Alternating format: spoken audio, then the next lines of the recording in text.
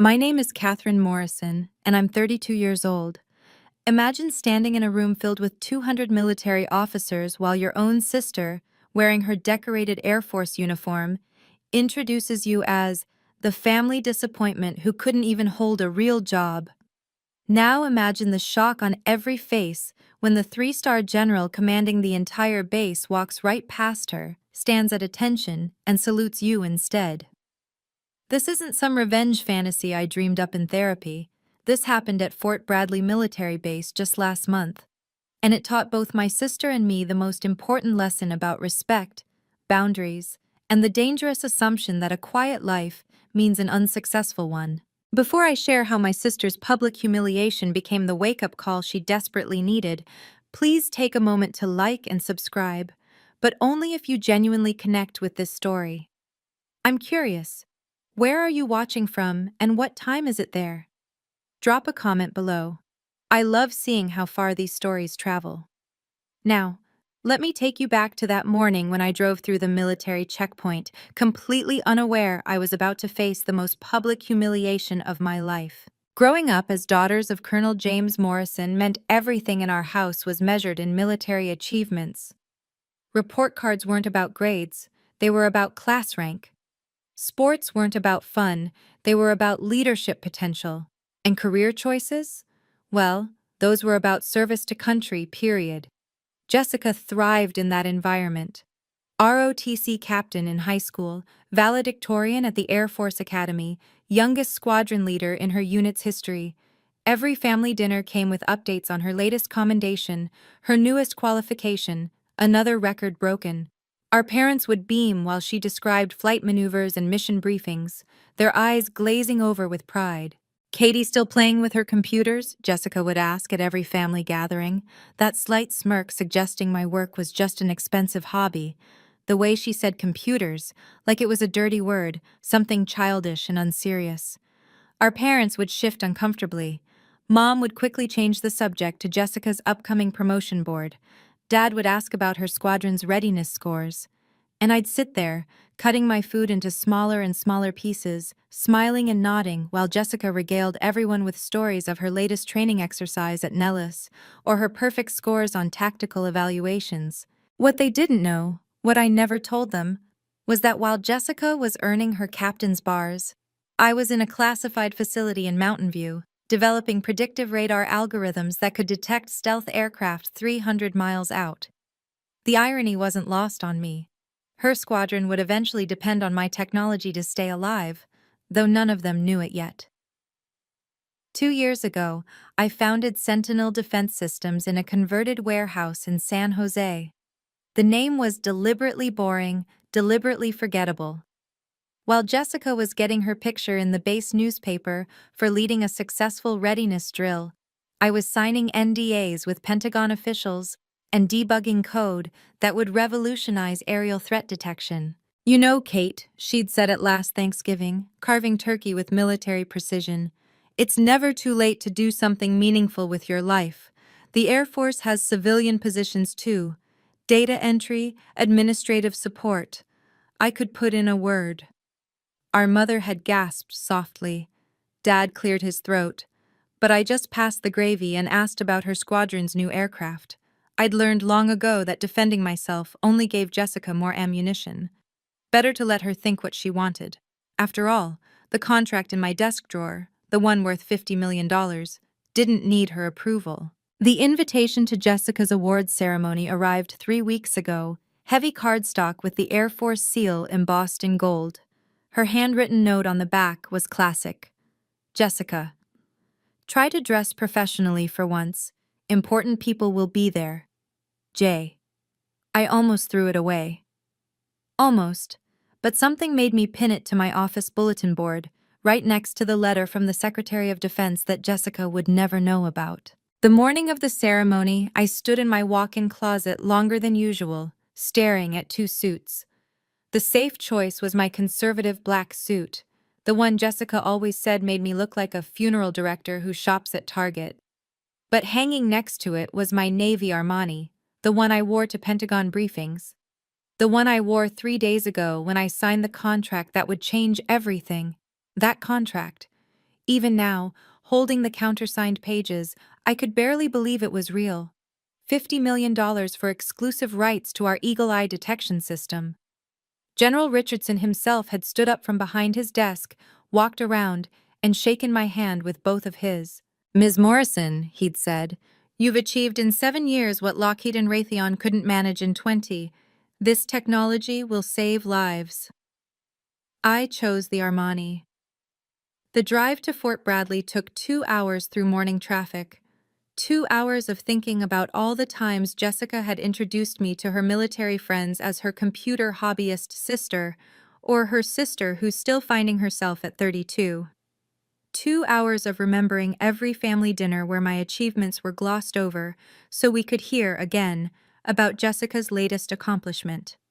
My phone buzzed at a red light. A text from my CFO, Marcus. "Pentagon confirmation just came through. You're officially their primary radar supplier for the Pacific Fleet. Congratulations, Kate, you've earned this." I pulled into the base parking lot, showed my visitor's pass to the guard at the checkpoint. He glanced at it, then did a double take, his eyes widening slightly. "Ms. Catherine Morrison, from Sentinel Defense Systems?" "Yes?" He snapped to attention so fast I thought he might hurt himself. "Ma'am, General Richardson asked me to inform him personally when you arrived. He said it was urgent." Strange, I thought, but I nodded and thanked him. As I walked toward the ceremony hall, I noticed other personnel glancing at me, whispering. A maintenance crew actually stopped working to stare. Something was happening here. Something I didn't understand yet. The ceremony hall was pure military intimidation. Hundreds of perfectly aligned chairs, walls lined with battle flags and squadron emblems, a stage that looked like it could host a war tribunal. The smell of floor wax and starched uniforms was overwhelming. I found my assigned seat in the family section, surrounded by beaming spouses wearing their Sunday best and parents clutching cameras. The woman next to me wore a pin with her son's photo in uniform. She smiled warmly, the kind of smile military families perfect, proud but tinged with worry. "First time at one of these?" she asked. "No, my sister's received awards before." "Captain Morrison's your sister? She's quite something. Youngest squadron leader on base, I heard." Before I could respond, a familiar voice cut through the pre-ceremony chatter. "Kate?" Major Thompson, Jessica's direct commanding officer, stood in the aisle looking like he'd seen a ghost. "Ms. Morrison, I didn't expect— it's an honor to meet you in person." "In person? We'd never met before." "I'm sorry, have we—" "Ma'am, your reputation precedes you. The briefing yesterday about Eagle Eye. Extraordinary work." He knew about Eagle Eye? But that was classified at the highest levels. Before I could ask, Jessica appeared, resplendent in her dress blues with 3 new ribbons I didn't recognize. Her smile flickered when she saw me, then shifted to confusion seeing Major Thompson at my side. "Major, is everything all right?" "Everything? Just introducing myself to your sister, Captain." He nodded to me once more, almost reverently, then walked away. Jessica watched him go, frowning. What was that about? I have no idea. She studied my outfit, her lips pursing. "Is that new? It's a bit much for a family event, don't you think?" "It's nice to see you too, Jess." She glanced around the rapidly filling hall, then leaned in close. "Look, I need to introduce family members during my acceptance speech. Just smile and wave, okay? These people matter. Colonel Hayes over there oversees procurement for the entire Western region. General Richardson might even show up. These are people who control millions in defense contracts." The irony was so thick I almost laughed. Almost. "This isn't one of your tech meetups, Kate. These people don't care about disruption or innovation or whatever buzzwords you're into these days. They care about service, sacrifice, and strength. Try to remember that." "I'll be appropriate, Jessica. I promise." "Good." She straightened my visitor's badge like I was 5. "This is my world. Please don't embarrass me." My world. If only she knew. The ceremony began with the standard pomp: presentation of colors, national anthem, invocation. I noticed 3 lieutenant colonels in the row ahead kept turning to look at me, whispering urgently. One pulled out his phone, showed something to the others, then all 3 turned to stare. "Your sister seems to have admirers," the woman next to me commented. "Though they're looking at you, not the stage." She was right. Throughout the opening remarks, I caught more glances, more whispers. A full colonel from the tech division actually stood up, walked to a better vantage point, and studied me like I was a rare artifact. Then the energy in the room shifted completely. General Richardson entered from the back, his 3 stars catching the overhead lights. The entire room subtly straightened, even those already at attention seemed to stand taller. He was early. Jessica had said he might not even make it. His aide, a sharp-looking major with intelligence insignia, scanned the room methodically. When his eyes found me, he immediately leaned toward the general, whispering urgently. General Richardson's gaze followed, locking onto mine. He nodded slowly, his expression unreadable, then did something unexpected. He didn't take his reserved seat in the front row. Instead, he remained standing at the back, positioned where he could see both the stage and where I sat. "And now," the MC announced, pulling my attention back, "for our Excellence in Operations Award, Captain Jessica Morrison." Jessica strode to the podium with perfect military bearing, her shoulders back, chin high. The crowd applauded politely. She waited for silence, then began. "Service before self. These 3 words define not just our creed but our character. Today, receiving this honor, I'm reminded that excellence isn't achieved alone." Standard opening. Safe. Professional. "I want to thank my parents, Colonel James Morrison and Mrs. Linda Morrison, for teaching me that duty isn't just a word, it's a way of life." Warm applause. Our parents, watching via live stream from Florida, were probably crying. "My brother, Lieutenant David Morrison, currently deployed in Qatar, who shows me daily what courage really means." More applause. David would hate being mentioned, but he wasn't here to object. "And—" Jessica paused, that familiar smirk appearing. "My older sister Kate is here too, taking a break from her computer activities." A few chuckles. My face warmed. "She's between jobs right now, trying to find her path." It's never easy being the civilian in a military family, especially when you haven't quite found your purpose yet at 32. But we love her anyway. The laughter was scattered, uncomfortable. Several senior officers weren't even pretending to smile anymore. General Richardson was walking toward the stage. Jessica, emboldened by the nervous laughter, leaned into the microphone. "Kate here has been working on computers for about 10 years now." She used air quotes, her voice dripping with condescension. "Still waiting for that big breakthrough, aren't we, sis?" The woman next to me gasped softly. Major Thompson, standing near the wall, looked like he wanted to disappear into it. "But hey," Jessica continued, oblivious to the shifting atmosphere, "if anyone needs help with their iPhone after the ceremony, she's your girl. Right, Kate?" She actually winked at me, in front of 200 officers. My hands clenched in my lap, but I kept my expression neutral. I even offered to help her get a civilian position on base. Entry level, of course, but we all have to start somewhere, even at 32. She chuckled at her own joke. "Sometimes I think the best thing about my success is showing Kate what she could have achieved if she'd made better choices." The silence that followed wasn't just uncomfortable, it was hostile. Several senior officers were now standing, their faces dark with something between shock and anger. "You know what they say," Jessica pressed on, completely missing every social cue.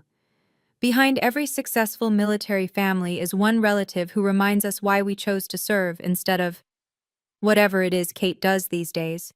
Playing with code? Building websites? Honestly, I've stopped keeping track." "Captain Morrison." General Richardson's voice cut through the room like a blade through silk. Every head turned.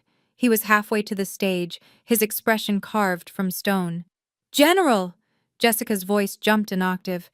"I didn't realize you'd— I'm honored you could— Captain, before you continue, I have a question." His voice was calm, too calm, the kind of calm that preceded court-martials. "Do you know what your sister actually does for a living?" Jessica laughed nervously, adjusting the microphone. "Sir, she works with computers, small projects, freelance stuff. She's been trying to start some kind of company, I think." "Freelance stuff." He repeated each word like it tasted bitter. "Captain, are you aware that the Eagle Eye detection system your squadron is scheduled to receive next month was designed by a civilian contractor?" Jessica straightened, trying to recover her composure. "Yes, sir. The briefing mentioned it was revolutionary technology." "Revolutionary?" "Yes. A $50 million contract with the Pentagon, the largest civilian defense contract in a decade." He paused, letting the numbers sink in. "Captain, do you know the name of the company that developed it?" The color was already draining from Jessica's face. I believe it was classified, sir." "Sentinel Defense Systems." General Richardson let the name hang in the air like an unexploded ordnance. "CEO and founder, Catherine Morrison." The blood drained from Jessica's face so fast I thought she might faint. Her award trembled in her hand. That must be a different Catherine Morrison, sir." "A different Catherine Morrison who graduated from MIT with dual masters in computer science and applied physics?" "A different Catherine Morrison whose father is Colonel James Morrison, retired, whose brother is Lieutenant David Morrison, currently stationed in Qatar." His voice never rose, but each word hit like a precision strike. "Captain, how many Catherine Morrisons do you think have top-secret clearance with special access program authorization?" The entire room had turned to stare at me. I stood slowly, my legs surprisingly steady despite the hundreds of eyes on me. "Ms. Morrison," General Richardson addressed me directly, "would you please join us?" I walked to the front, the click of my heels the only sound in the deadly quiet hall. As I passed Jessica, still frozen at the podium, I saw the exact moment she understood what she'd done. "Ladies and gentlemen," the general announced, "Ms. Catherine Morrison is not only our newest defense contractor, but the developer of the most advanced early warning system in the Western Hemisphere. Her technology detected a missile threat in Syria last month, 17 minutes before conventional radar. 300 personnel evacuated safely because of her innovation." Gasps rippled through the crowd. Someone started clapping, then stopped, unsure of protocol. "Ms. Morrison's company has just been awarded exclusive supplier status for all early warning systems in the Pacific Fleet. This contract," he paused for emphasis, "makes her company one of the most critical civilian partners in our national defense infrastructure." He turned to face me directly. What happened next sent shockwaves through the room that I could physically feel. General Richardson, 3-star general, commander of Fort Bradley, and its 12,000 personnel, snapped to perfect attention and rendered a salute. To me, a civilian, in front of his entire officer corps. "Ms. Morrison, on behalf of the United States Air Force, thank you for your service to our nation's defense." The sound of 200 officers rising to their feet in unison was like thunder. They stood at attention, all of them, from the newest lieutenant to the senior colonels. For me. For the computer hobbyist. For Jessica's unemployed sister. Jessica's award clattered to the podium floor. The sound echoed in the silence that followed. I know this moment might seem like something out of a movie, but I promise you it happened exactly like this. If you've ever had your work dismissed by family, if you've ever been the unsuccessful one at family gatherings, you know how this feels. I see you in the comments sharing your own stories, and they matter. If this resonates with you, please hit that like button. It helps others who need to hear this find it. And if you're new here, consider subscribing. I share real experiences about respect, boundaries, and finding your worth every week. Now, let me tell you what happened when Jessica finally found her voice. General Richardson held the salute until I awkwardly nodded. Only then did he relax, turning back to address the room as the officers retook their seats. "Captain Morrison," his voice could have frozen jet fuel, "your sister holds security clearances that exceed yours by 3 levels. She has been in meetings with the Joint Chiefs of Staff. Her patents are classified at such a level that even mentioning their existence requires special authorization. Jessica stood at the podium like a broken doll, her mouth opening and closing without sound. Furthermore, he continued, as our exclusive supplier, Ms. Morrison has contractual authority over who can access her technology. Every squadron commander, every base that wants to implement Eagle Eye needs her personal approval. Major Thompson stepped forward from the wall. Sir, does this mean— It means, Major, that Captain Morrison's squadron's upcoming upgrade depends entirely on her sister's signature. He turned back to Jessica. The sister she just called unemployed, the sister she offered an entry-level data position, the sister whose computer activities will save more lives than most of us will in our entire careers. The general reached into his jacket, pulling out an official envelope. Ms. Morrison, I was planning to do this privately, but given the circumstances, he handed it to me with both hands formally. Your Congressional Commendation for Contributions to National Defense, signed yesterday by the Secretary of Defense. I took the envelope, my hands steady despite my racing heart. The weight of it felt significant, final. Captain Morrison. General Richardson's voice dropped even lower. You should know that your sister's company has been designated a critical defense asset. Any interference with her operations, any attempt to undermine her work or reputation would be considered a threat to national security. I trust I'm making myself clear? Jessica's "yes, sir" was barely a whisper. There's one more thing, General Richardson announced, his voice carrying to every corner of the silent hall. The Pentagon has requested Ms. Morrison serve as technical advisor for all West Coast implementations. Captain Morrison, that means your sister will be evaluating your squadron's readiness to handle her technology. The implications hit Jessica like a physical blow. She gripped the podium for support. Colonel Hayes from Procurement stood up. General, if I may, we've been trying to arrange a meeting with Ms. Morrison for 3 months. Her office said she'd be attending a family event today. He looked at Jessica with barely concealed disgust. We didn't realize it was this one. My office didn't mention the nature of the event, I said, speaking publicly for the first time. My voice was steady, professional. I simply blocked out the time for family. Family, General Richardson repeated, looking at Jessica. Captain, do you have anything you'd like to say to your family? Jessica turned to me, her face pale, eyes desperate. Kate, I had no idea. Captain Morrison, the general cut her off. You'll have time for personal conversations later. For now, perhaps you should finish your acceptance speech. Though I'd suggest reconsidering your prepared remarks about military superiority over civilian contributors. Someone in the back actually coughed to cover a laugh. Jessica stood at the podium, award forgotten on the floor, facing 200 officers who now knew she'd just publicly humiliated the Pentagon's newest golden child, her squadron's future, her sister. She started, stopped, tried again. I want to thank everyone for this honor. I'm grateful for the opportunity to serve. Her voice was hollow. The applause, when it came, was perfunctory, a few polite claps that died quickly. She bent to pick up her award, hands shaking, then walked off stage. Jessica descended from the stage, her legs visibly unsteady. The crowd parted as she approached me, their expressions ranging from shock to second-hand embarrassment.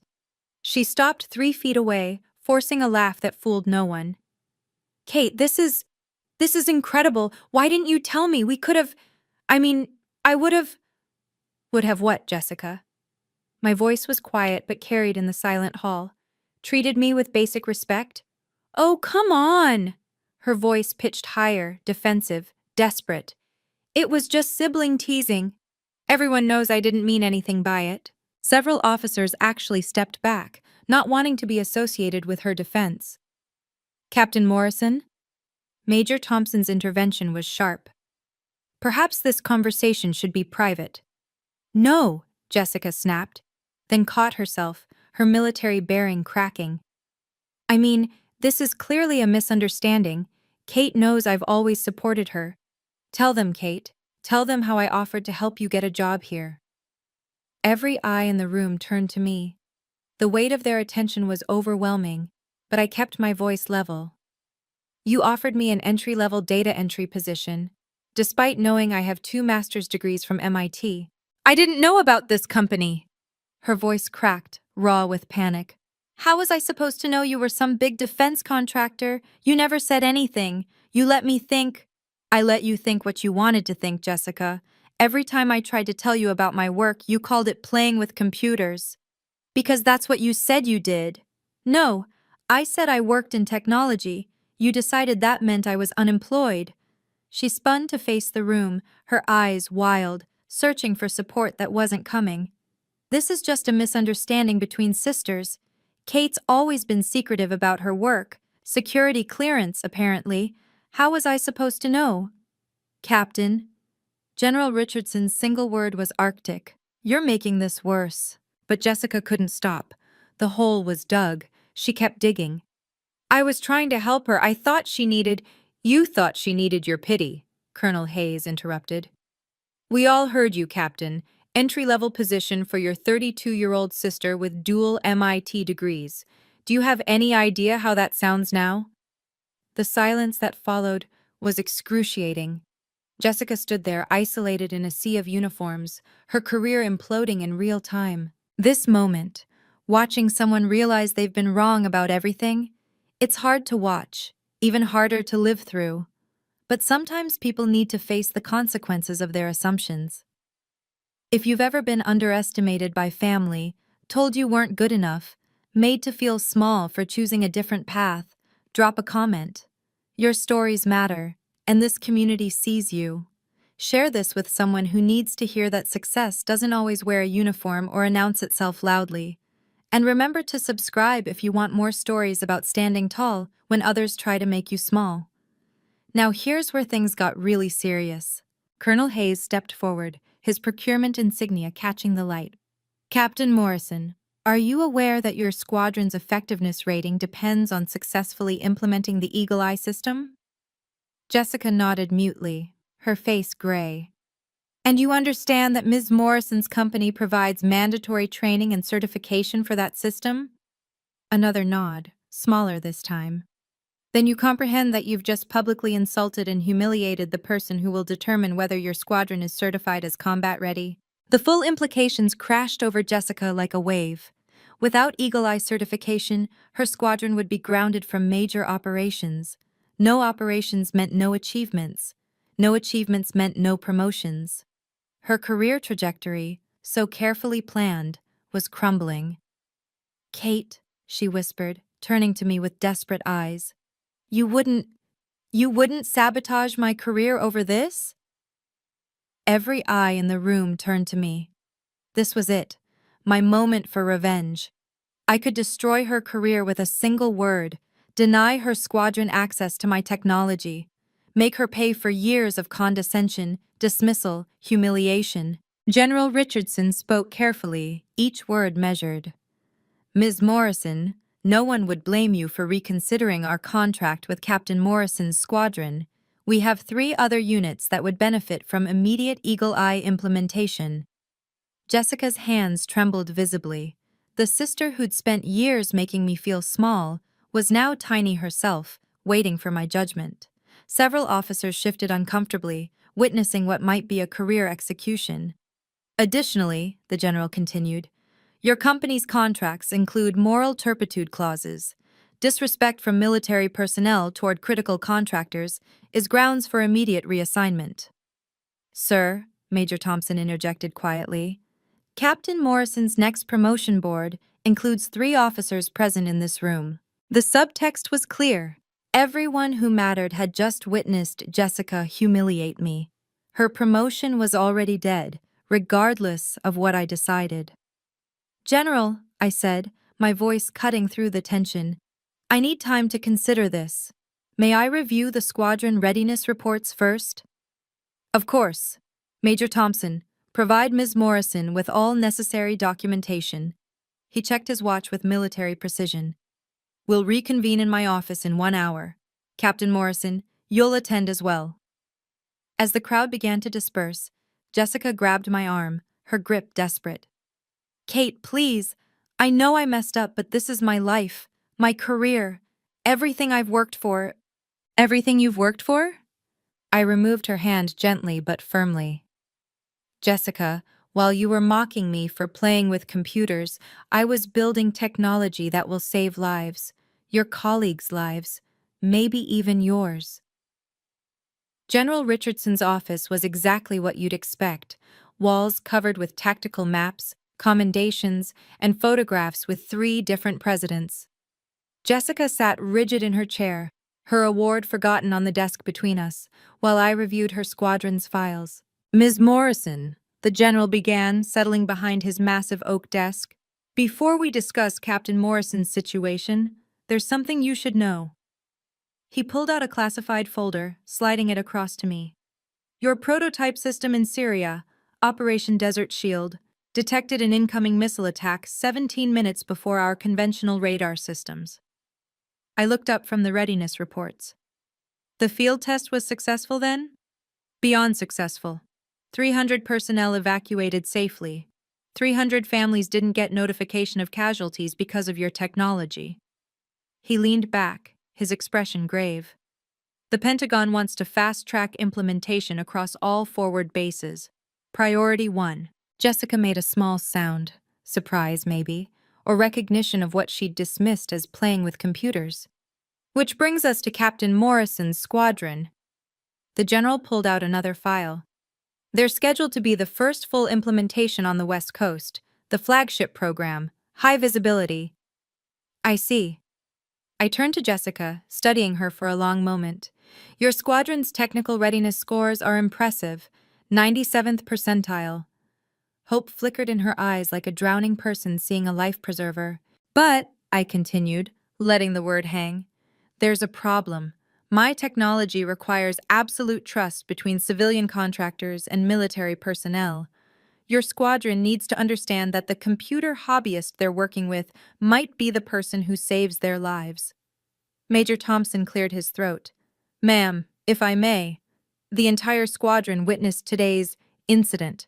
They're aware of the disrespect shown." "Then they're also aware that I could pull the contract." I kept my voice neutral, professional. "Jessica, do you know what Eagle Eye actually does?" She shook her head, silent. "It predicts enemy aircraft movement using quantum algorithms. It can detect stealth technology that's invisible to every other system on Earth. The Pentagon calls it the most significant advancement in defensive technology since GPS." I paused. "And you called me unemployed, in front of your entire command structure." "I'm sorry," she whispered, the words barely audible. "I don't want apologies, Jessica. I want you to understand something." I leaned forward slightly. "The question isn't whether I'll maintain the contract. The question is whether you can work with a civilian contractor you've publicly humiliated. Whether your pride can handle reporting to your unsuccessful sister." I stood, walking to the window that overlooked Fort Bradley's main training grounds. Hundreds of personnel went about their duties below, each one trusting that someone, somewhere, was working to keep them safe. "General Richardson," I said, still facing the window, "I'll maintain the contract with Captain Morrison's squadron." Jessica's breath escaped in an audible rush, her shoulders sagging with relief. "However," I turned to face them, "I have conditions." "Name them," the general said, leaning forward with interest. "First, Captain Morrison will personally attend every training session for the Eagle Eye system. Not her subordinates, not her technical team, her. 8 hours a day, 5 days a week, for 6 weeks. That's over 200 hours, Jessica said weakly.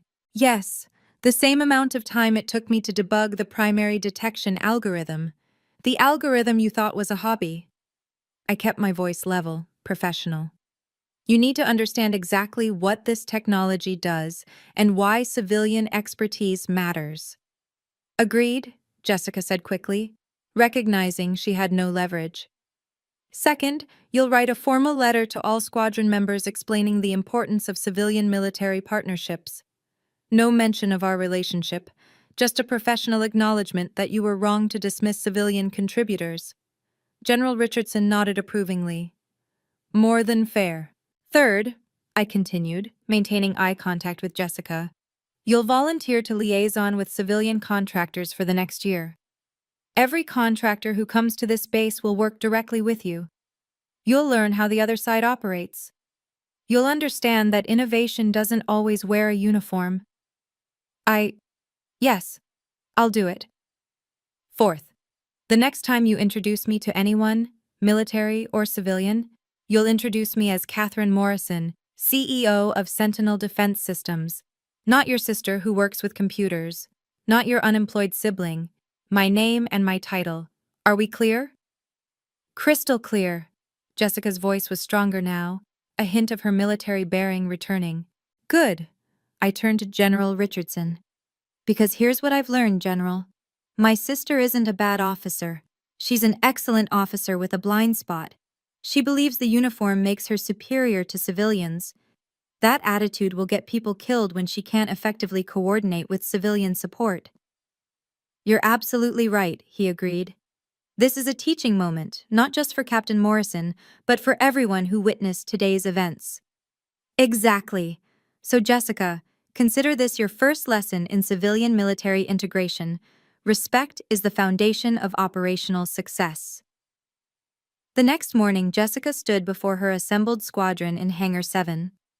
I watched from the back with Major Thompson, noting how her hands gripped the podium edges for support. I need to address yesterday's ceremony, she began, her voice steady despite the visible tension in her shoulders. I publicly disrespected a civilian contractor who has contributed more to our national defense than most of us ever will. My actions were unprofessional, arose from ignorance, and demonstrated a dangerous bias against civilian innovation. Several squadron members exchanged knowing glances. Word had spread quickly about exactly who I was. Effective immediately, I'll be serving as liaison to all civilian contractors working with our squadron. We depend on their innovation, their expertise, and their dedication to keeping us safe. I forgot that yesterday. I won't forget it again. She found me in the crowd, making direct eye contact for the first time since yesterday's disaster. Ms. Catherine Morrison, CEO of Sentinel Defense Systems, will be conducting our Eagle Eye training personally. You will show her the same respect you show any superior officer. Her knowledge will save your lives. Her technology already has 300 personnel in Syria are alive because of her work. As the squadron dispersed, several officers approached me. Ma'am, we're honored to work with your technology. Ms. Morrison, I've read about your quantum algorithms, revolutionary work. Thank you for not pulling our contract. We won't let you down. Each interaction was respectful, professional, the recognition I'd never received at family dinners or holiday gatherings. Jessica watched from across the hangar, seeing her subordinates treat me with the deference she'd never shown. It was a lesson in humility delivered with military precision. Captain Roberts, one of Jessica's peers, paused beside her. Your sister could have ended your career yesterday. You're lucky she has more class than you showed her. Jessica nodded, unable to argue. I know. Over the next 3 months, Jessica attended every training session. She took detailed notes, asked intelligent questions, and slowly began to understand the complexity of what I'd built. The algorithm processes 17,000 variables simultaneously? She asked during week 4, genuine awe creeping into her voice. 17,000 base variables, which exponentially expand based on weather conditions, terrain, and threat patterns. It's essentially predictive analysis at quantum speeds. How long did this take to develop? 7 years. Started the theoretical framework during my second master's at MIT. She flinched. That was the year she told everyone I was still in school because I couldn't handle the real world. By week 6, she could explain the system better than some of my own engineers. More importantly, she'd become a genuine advocate for civilian partnerships. Ma'am, she said after our final session, I've been thinking about what you said. About respect being the foundation of operational success. You were right. My arrogance could have cost us this technology. Could have cost lives. Yes, it could have. I've submitted a report to General Richardson recommending mandatory civilian integration training for all officers. He's considering implementing it base-wide. I studied her, noting the genuine change in her demeanor. That's a good start. The Eagle Eye implementation in her squadron was flawless. Their detection rates improved by 340%. They became the model squadron for the entire West Coast rollout, with Jessica personally training other units on civilian integration protocols. During the final certification ceremony, General Richardson made a point of recognizing both military and civilian contributors equally. Captain Morrison and Ms. Morrison have demonstrated that our strongest defense comes from partnership, not prejudice. Jessica found me afterward. Kate, I know I can't undo what I said, but you're right. You can't. But you can do better going forward. That's all any of us can do. The ripples from that ceremony spread throughout the military community faster than classified intel. Within a week, I received interview requests from Defense Weekly, Military Technology Today, and 3 major news networks. I declined them all. The work spoke louder than any interview could. But the military community is surprisingly small. Word spread.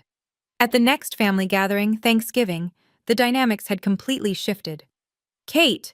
My father stood when I entered, something he'd only ever done for superior officers. His voice carried a mix of pride and shame. General Richardson called me personally. He said you're revolutionizing base defense. My mother hugged me tighter than usual, tears in her eyes. Why didn't you tell us, sweetheart? All these years. I tried, Mom. Remember last Christmas when I mentioned the Pentagon contract? You changed the subject to Jessica's commendation. They had the grace to look ashamed. The memory was clear now, how quickly they'd pivoted to Jessica's achievements, how my mention of some government work had been brushed aside like lint on a uniform. David, home on leave, shook my hand with military formality. Sis, my unit's getting Eagle Eye next month. My CO says it's the best thing to happen to force protection in decades. He also said you personally approved our squadron's access. Your readiness scores were excellent. He also said Jessica almost screwed it up for everyone. David's expression was carefully neutral. That true? Before I could answer, Jessica arrived. Out of uniform, in civilian clothes, she looked smaller somehow, diminished. She entered the room quietly, a stark contrast to her usual grand entrances.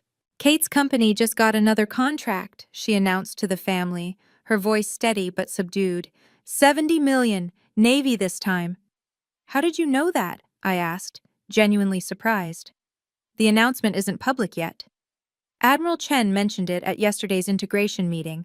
I'm on the Civilian Partnership Committee now. They wanted someone who understood both sides. She paused, meeting my eyes. Someone who'd learned the hard way that brilliance doesn't always wear a uniform. My father raised his glass, his colonel's bearing still evident despite retirement. To Kate, for protecting those who protect us. It was the toast he'd never given me before, the recognition I'd waited 32 years to hear. 6 months later, I stood in the Pentagon briefing room, presenting Eagle Eye's expansion to the Joint Chiefs. The room that had once felt impossibly formal now felt familiar. Jessica was there, part of the implementation committee, taking notes with the same intensity she once reserved for flight maneuvers. Ms. Morrison's technology has prevented 17 potential breaches across 7 bases, the Secretary of Defense announced. We're recommending full deployment across all branches. Budget approved, $500 million over 5 years. The number hung in the air like a victory flag.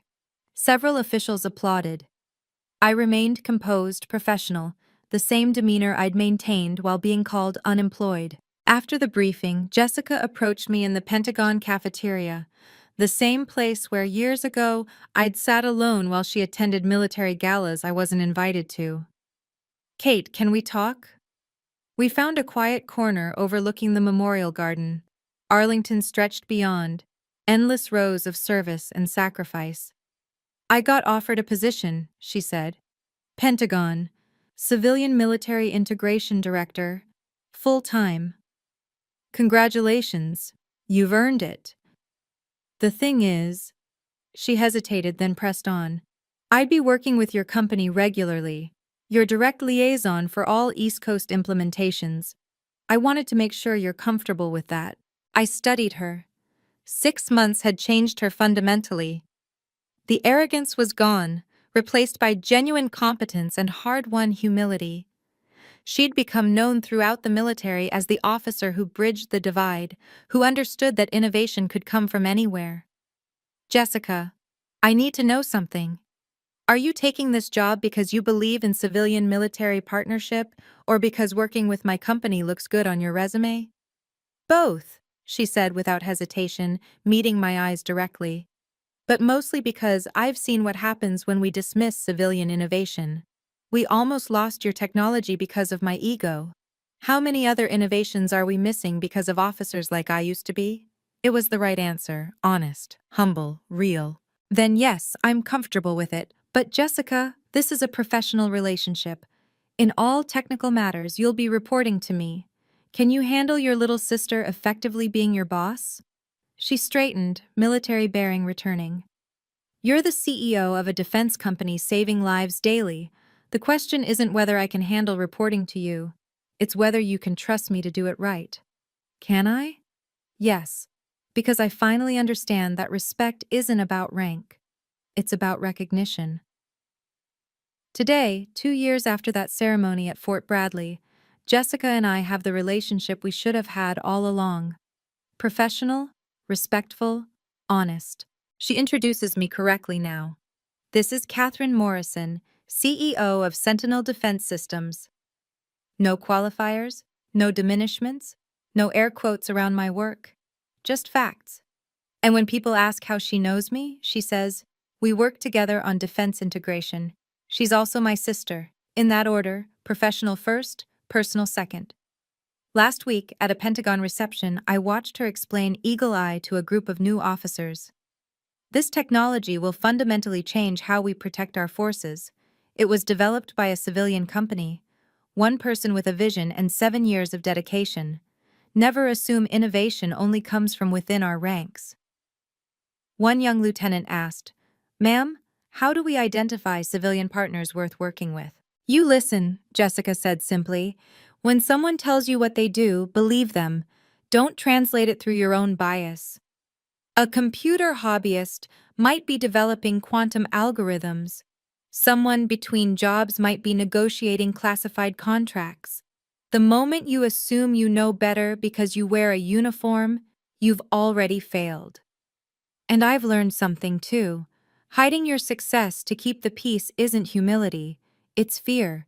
Fear of conflict, fear of jealousy, fear of standing tall.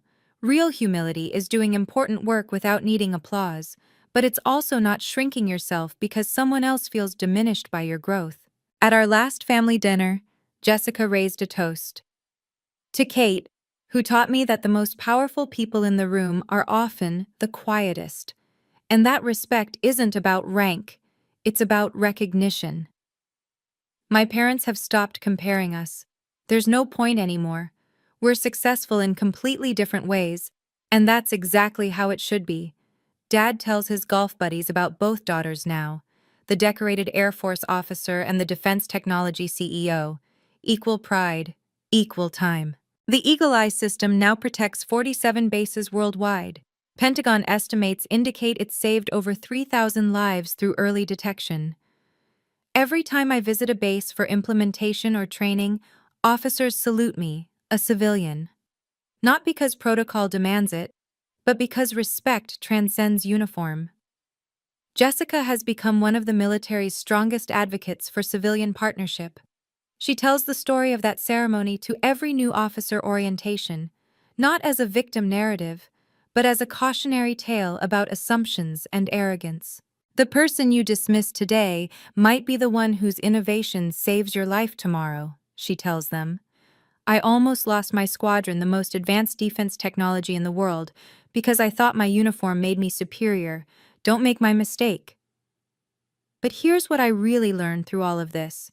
Setting boundaries isn't about punishment or revenge. It's about teaching people how to treat you. Jessica needed to learn that her uniform didn't make her superior to civilians. I needed to learn that keeping quiet about achievements wasn't keeping the peace. It was enabling disrespect. Boundaries aren't walls that separate us. They're bridges, structures that define where one person ends and another begins, creating space for genuine respect to grow. They're not about keeping people out, they're about establishing how people can come in. That day at Fort Bradley, when General Richardson saluted me, he wasn't just acknowledging my technology. He was demonstrating that contribution matters more than category, that innovation matters more than insignia, that respect is earned through impact, not uniform. And sometimes, the most powerful thing you can do is simply stand tall and let your work speak for itself.